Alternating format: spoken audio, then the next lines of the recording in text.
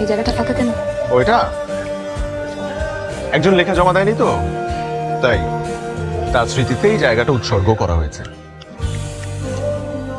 আপনার তো আবার এই মফস্বলের ব্যাপার স্যাপার একদমই ভালো লাগে না।